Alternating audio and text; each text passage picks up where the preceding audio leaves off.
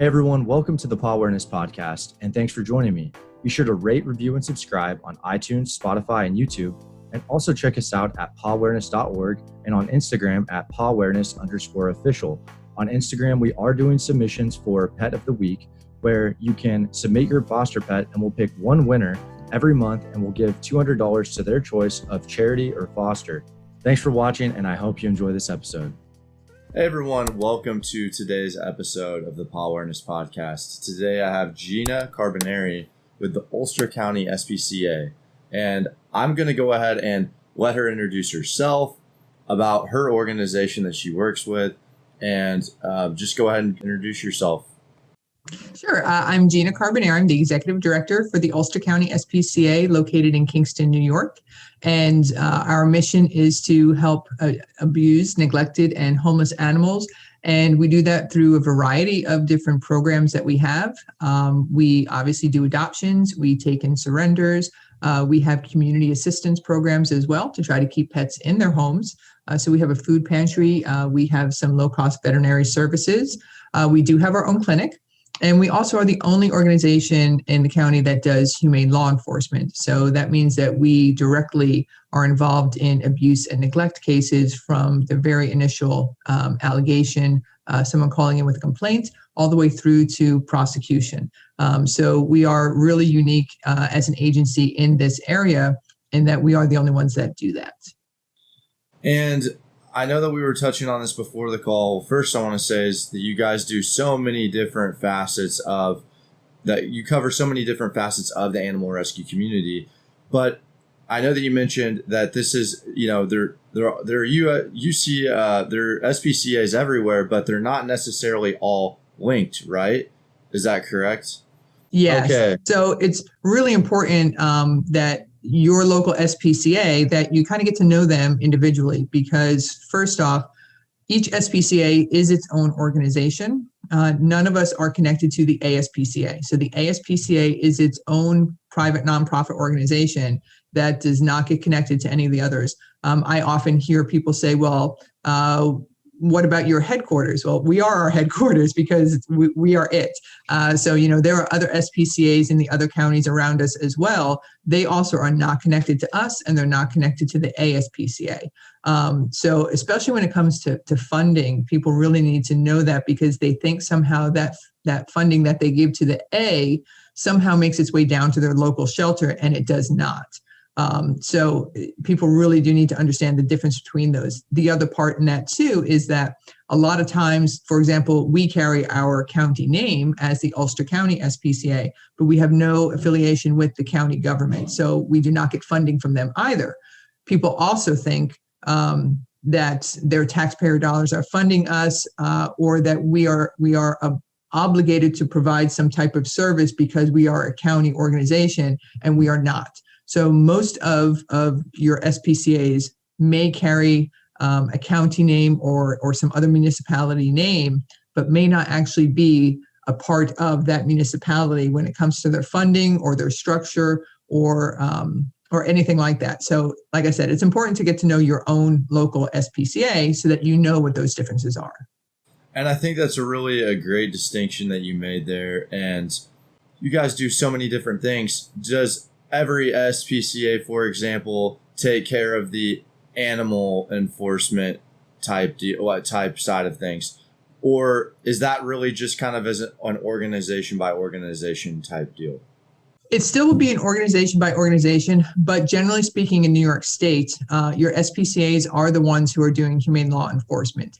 And that's where there is a bit of a distinction between humane societies in New York State who are animal welfare organizations, but they don't have the authorization to be involved with humane law enforcement. So your humane law enforcement officers are peace officers. So they carry full police authorities when they're going out and doing investigations. They can make arrests. They press charges. They do everything that a police officer would do.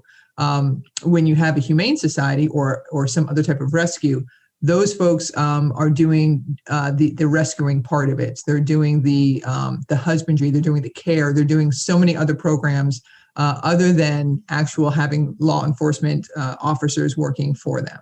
So that's kind of where the difference is in New York State anyway, between SPCAs and humane societies and rescues. Interesting. Yeah. And I also wanted to ask you too, I love asking this question because it's so different based on wherever people are, right? I've interviewed people from across America. What is one unique, what are you seeing that might be unique to New York, or what's the state of rescue like there? Are there, certain issues that you're seeing arise? I don't know how far away you're from New York City. I would imagine that's probably its own bubble. I don't even know what that's like. I've never talked with anyone there, but what are you seeing on the ground floor? So we are located 2 hours outside of Manhattan. So we actually have our area is very connected to New York City. We do have a lot of folks who have weekend homes up here. We have a lot of folks, especially during the COVID era and since, have been moving up here because it is still pretty close to being in the city. They can do work in the city and live up here. I can remember even as a child, one of my friends, her dad, they moved up here out of Staten Island, and her father still every day went to work in New York City because they just wanted to live the lifestyle here in the Hudson Valley, but be able to have, the career in New York City. So that's kind of the area that we're in. And I would say that here in New York State isn't really too much different than a lot of other places. And it becomes a different kind of mix of the different types of shelters and rescues that we have here, which each one has its own mission and what it is that they're doing as a part of animal welfare and rescue. But we do still have overpopulation issues here. So a lot of folks do think, well, you're in New York, you're in a northern state, all of those problems of overcrowding in shelters is just a southern issue, and it really isn't. It all depends on where you go, because it all depends on what your resources are. And that's the same issue realistically that they have in the South, where you hear about it more prevalently, is that it's an issue of resources. You have to have funding to be able to do spay neuter clinics. You have to have funding to be able to offer programs. You have to have funding to be able to do all of those things. You also have to have education to be able to let people know the benefits of spay neuter. So even here, we help New York City Animal Care and Control a lot of times where they need to move animals. So a lot of places do rescue predominantly from the south to the north. But in our area too, we also try to keep helping our local community first. But we also then expand outwards. And we do kind of consider New York City to be somewhat of our local community because so many of our community members have a connection to the city. So we do work with them as well, New York City ACC, to bring a lot of animals up here to us to help alleviate the pressures that they have because they have a huge, huge intake every single day in all of the boroughs.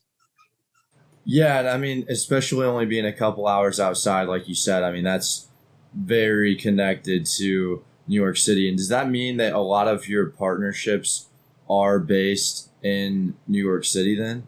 Actually, no. So our New York City ACC is our main New York City partner. But again, they have shelters throughout all 5 boroughs. So we may connect strictly with, the umbrella of New York City ACC.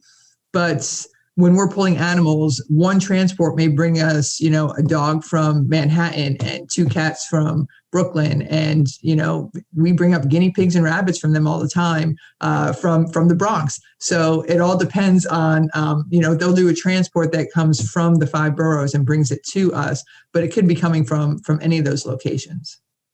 And what would you say is, and we can get into this in terms of last year might have been an exception, but like right now, what would you say is the average length of time you're holding a pet, the average adoption rate, would you say? So it always depends on the species. For example, we have roosters right now from a cockfighting case who have been with us for a year.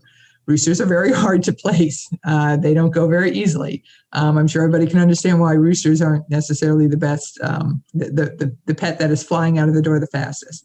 Compared to puppies, will literally be on our Facebook page for a day and then they're gone. Same thing with kittens. Kittens sometimes can take a little bit longer because we tend to have a lot more kittens. So I think when you look at length of stay, there's so many factors that go into that. And certainly it's different for every area that you're in. We have several other organizations that are nearby us that also do a lot of work with cats and kittens. So there really are a lot of places you can go to find kittens, not as many to find puppies. And I will say, honestly, if we even have one litter of puppies that comes to us organically from our local community, that's amazing for us, because spay neuter is working so well here. We just don't ever see a lot of puppies being born around here. So when we do have puppies, generally it's because we've transported them from another shelter, and most of the time they are at risk of euthanasia because they're so overcrowded in those other shelters. And that's where our transport partners in the South really do rely on us and some other organizations here to be able to keep that system flowing until we can get a more permanent answer with more effective spay neuter. Yeah, and I think that's great that you guys are importing from some of those more crowded areas, because space is so critical, and I think that's amazing. And what would you say? I know that we were kind of touching on this before the call, but in terms of, I wanted to talk about it with you, with the state of adoptions and, this people, sending their pets back in after adopting them during COVID. And I've had people come to me and ask me about that, and I'm not really sure where that's kind of starting, but if we could touch on that and kind of what you're seeing from your perspective, that would be great. Yeah, and as we were saying, I've been asked that this week several times of what's going on with all these people turning in their pets now after COVID and not wanting them anymore. And I would say that that's not really what's happening. And again, so it's being painted into this picture of all these people adopted because they were stuck at home. And now that they're not stuck at home anymore, they're turning all those animals back in. We here have not seen that. And most of the folks that I've talked to in other areas of the country have not seen that either. I actually was just reading a story from Humane Society of the United States about that as well, of trying to address the fact that doesn't seem to be what's actually happening. What everybody is seeing, though, and we are also a best friends partner as well. So again, some of these national level organizations that we work with, trying to find out what is happening in other locations, because we're here in our spots thinking, wow, all of a sudden we have no adoptions happening, yet we're getting a much greater increase in our intake. So trying to figure out, is this just a local level thing, or is this something that's bigger and broader? And so it's really nice when we can be so connected to other organizations around the country, because we can get a much better feel for what is the tempo, what is the pulse, what is going on overall with animal welfare. And the consensus seems to be that everyone is feeling the same thing that we are, that there seems to be decrease in adoption and an increase in intake, but not that it's at the level that is much higher than pre-pandemic for this time of year, where people do start to plan their summer vacations, their kids are getting out of school. So there's a lot of things that start happening at the beginning of summer that tend to have your adoptions decrease and your intake increase. And I think it just feels a little bit more dire right now, because we're coming from a period where everybody was talking about how so many adoptions are happening and animals were moving so much more quickly than they are now. So now it feels very odd for us to be kind of back in somewhat sense of normal pattern with increased intake and decreased adoption, where it's not about people just saying, well, I'm done with this animal because I don't need him now that I can leave my house again. It's just the general cycle of sheltering that we're seeing, and we just aren't really used to it now after a year plus of really having so many adoptions. So, I mean, it's kind of like this cycle. Is there anything that we can do, you think, to kind of I don't know, help increase adoptions? I mean, outside of what is already being done in the community? I think it's always for every shelter a balancing act, and between your adoptions and your intake. And you want to try to keep them matched as best as possible, because otherwise you get into a spot where you can't take any more in, or you have to do other things in order to take more in. We are a limited intake facility, which means that once we are full, we have to start working with folks on how can you keep those animals in the home. We cannot accept any more because we do not euthanize for space. So when an organization is defining themselves as using the term no kill, there is a very broad definition for no kill.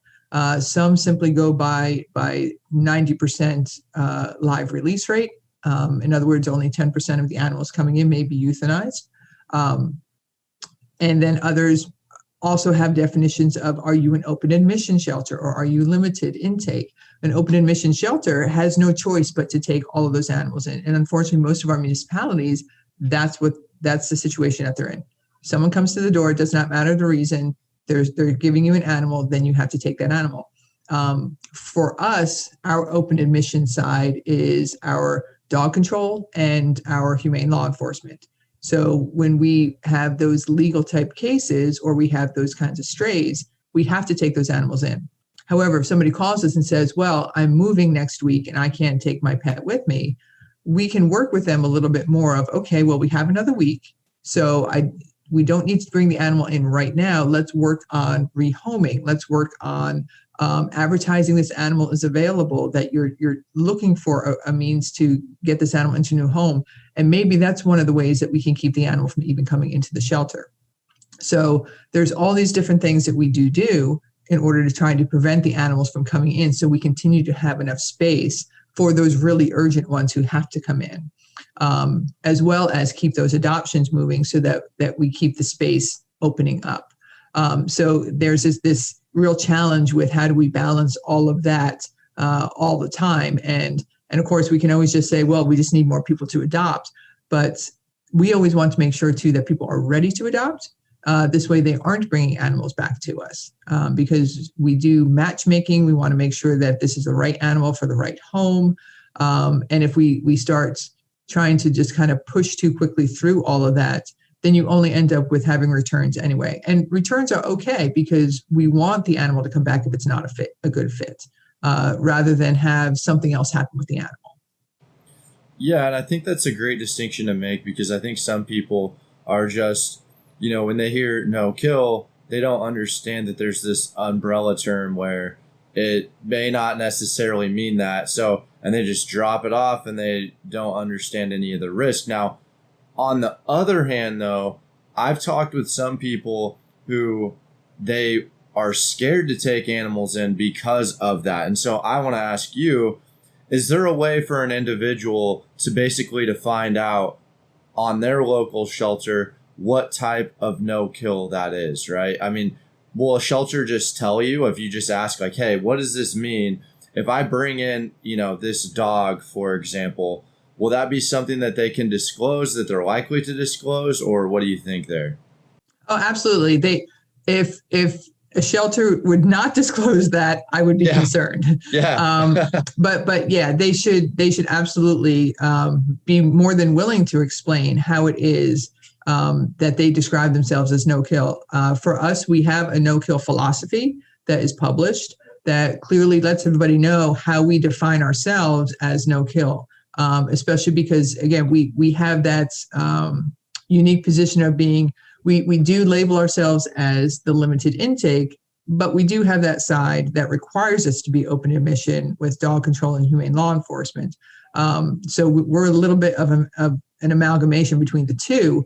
But when you read our no-kill philosophy, which is available for the public to read, it's on our website and everything, it does very clearly identify also when we get to the point of we do have to euthanize an animal of, what are some of the parameters in which we would make that choice.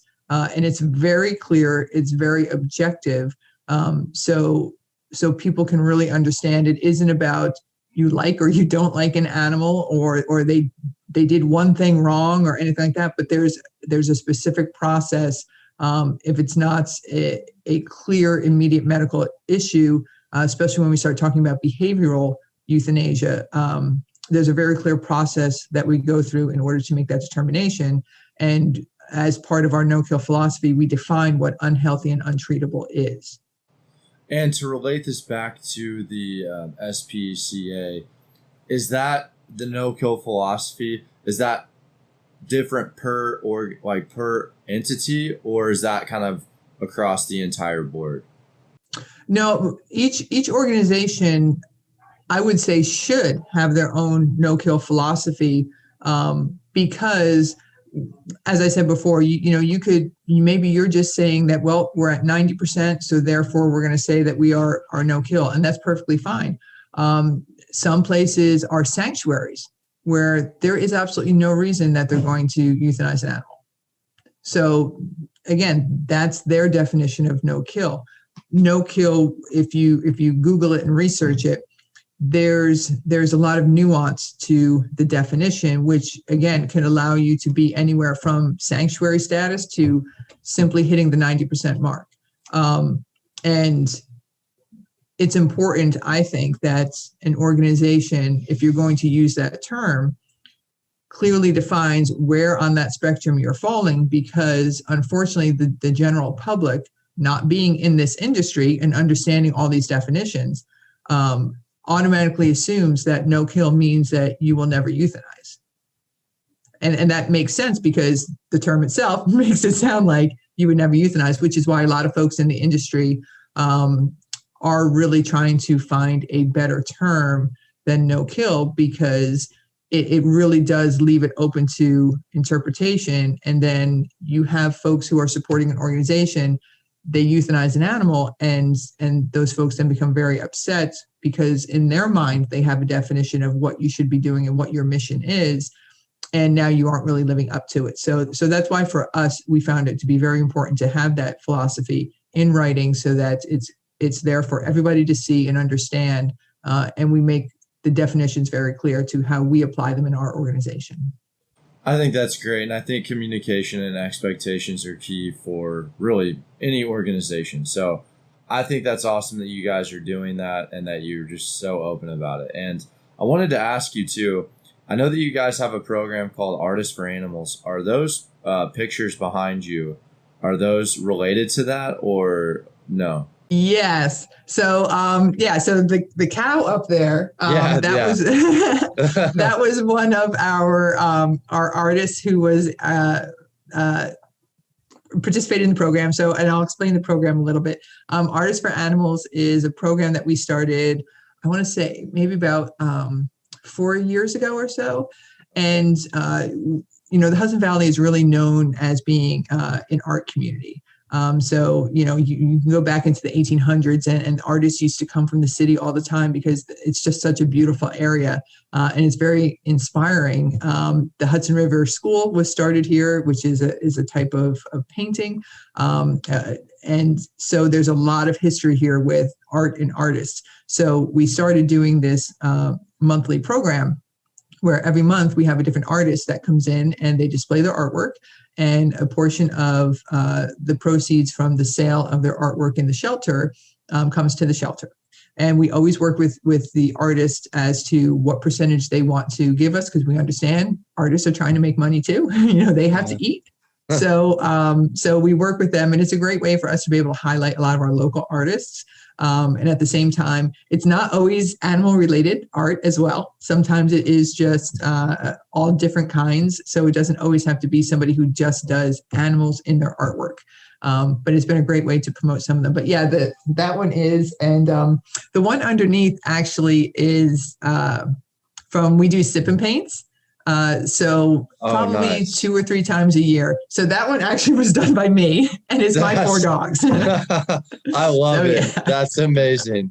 Wow, that's so cool. And what, is that something that only locals can participate in terms of purchasing the painting?